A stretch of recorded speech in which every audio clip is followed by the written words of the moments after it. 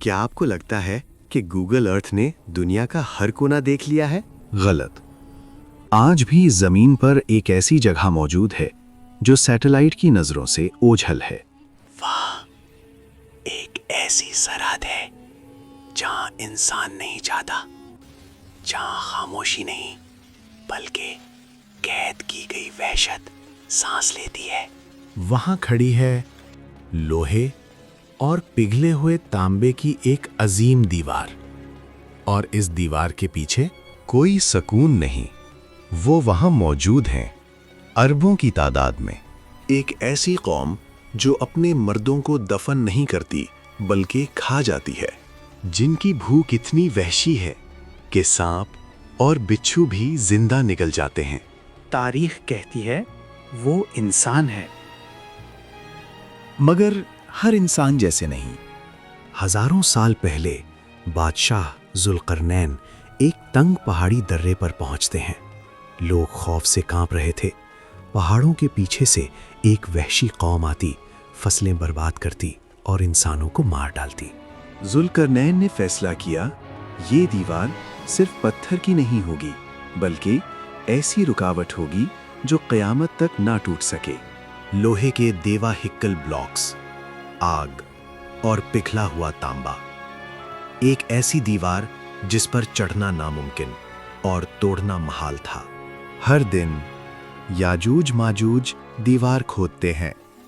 شام تک دیوار کاغذ کی طرح پتلی ہو جاتی ہے، روشنی نظر آنے لگتی ہے، آزادی صرف 1 انچ دور۔ مگر سردار کہتا ہے کل توڑیں گے، لیکن ایک دن اس کی زبان سے نکل جاتا ہے، انشاءاللہ۔ اور یہی وہ لفظ تھا جو صدیوں سے غائب تھا۔ اگلی صبح دیوار ٹوٹی ہوئی ملتی ہے، ایک آخری دھکا اور دیوار گر جاتی ہے۔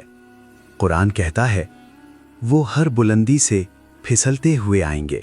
سب سے پہلے بحیرہ تبریہ پورا پانی پی جاتے ہیں، کھیت برباد، دریا خشک، انسان قلعوں میں چھپ جاتے ہیں، زمین پر وحشت کا راج۔ جب زمین پر کوئی باقی نہیں رہتا تو وہ آسمان کی طرف تیر پھینکتے ہیں۔ اللہ آزمائش کے لیے تیروں کو خون آلود واپس لوٹا دیتا ہے۔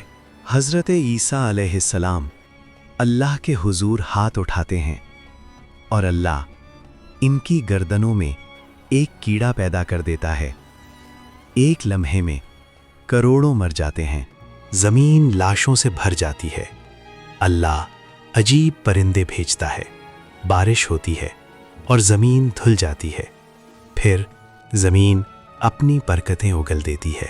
یاجوج ماجوج کی دیوار آج بھی موجود ہے، شاید وہ آج بھی اسے کھود رہے ہیں۔ ان کی اور ہماری آزادی کے درمیان صرف ایک انشاءاللہ کا فاصلہ ہے۔ سوال یہ ہے، جب دیوار ٹوٹے گی کیا آپ کا ایمان قائم رہے گا؟